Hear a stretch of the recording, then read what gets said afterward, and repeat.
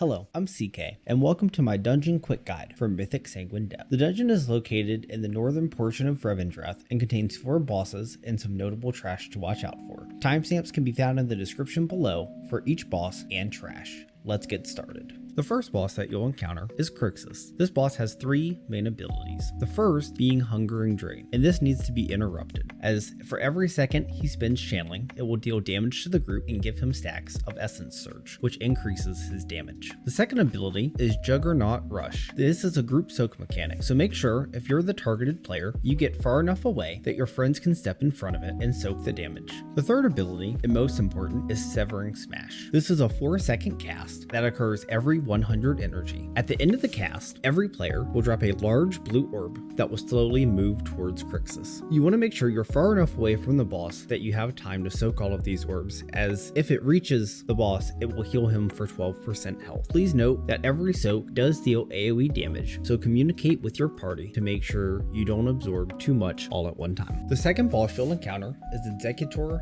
Torvald, which has 3 main abilities. First being Sin Touched Anima, which will activate when the fight is started. These will rotate around the ring, one on the outer and one on the inner edge, and it can simply be dodged by moving left then right or vice versa depending on what wall you start on. Next is Castigate, which is a targeted AoE splash, so make sure you spread to minimize the damage, and if you're in the group when it's cast on you, make sure to move out. Finally, Torvald will use Fleeting Manifestation, which is an ad that will be summoned and should be focused down by everyone, as the longer it's up, the more damage it deals. Upon death, it will create a pool where it died, so you'll have to kite the boss around the ring. The third boss you'll encounter is Grand Proctor Beryllia. This boss has 2 main abilities. First, she will cast Rite of Supremacy. This will kill you if you do not pick up at least 3 fragments of radiance that spawn around the room when the cast starts. The cast lasts 10 seconds. However, the more orbs you pick up, the more damage you will take during Agonize, which is a dot left on you after the spell is done.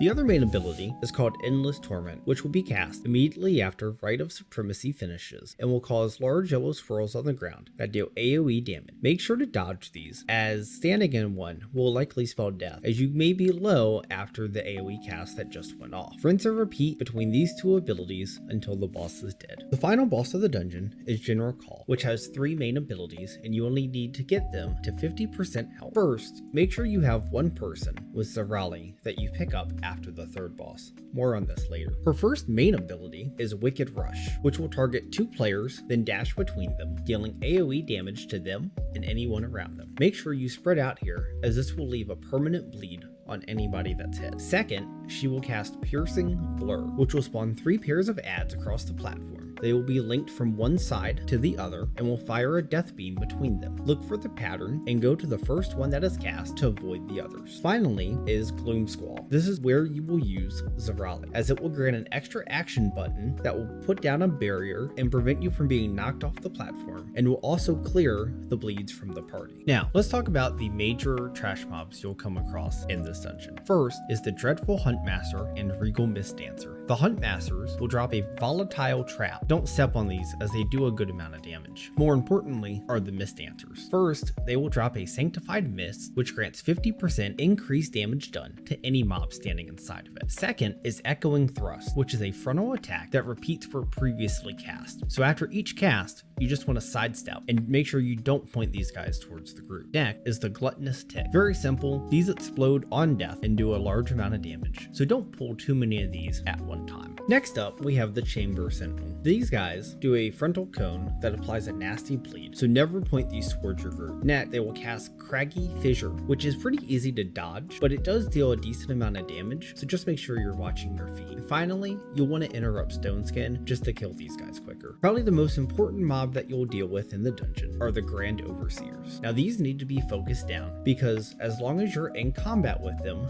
they have Overbearing Presence active, which every 5 seconds reduces your healing and damage done by 2% for as long as you're in combat with them. Finally, Wicked Oppressors just need to have Rack Soul interrupted. And on a final note, this isn't a trash mob, but after the 3rd boss, make sure that someone in the party picks up the Essence of Zerali, because you'll need this for the upcoming Trash Gauntlet, which will consist of mobs you've already encountered throughout the dungeon, along with fighting General Kaal, which we already discussed earlier in the video.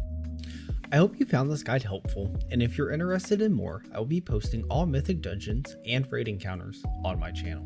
So make sure you hit that subscribe button and click the bell icon for notifications to make sure you don't miss a video when it goes live. Leave a comment below letting me know what your favorite boss is in the dungeon, or the one that you're most looking forward to if you haven't had a chance to experience it yet. Or let me know how I could improve these video guides for future content. Thank you, and I'll see you in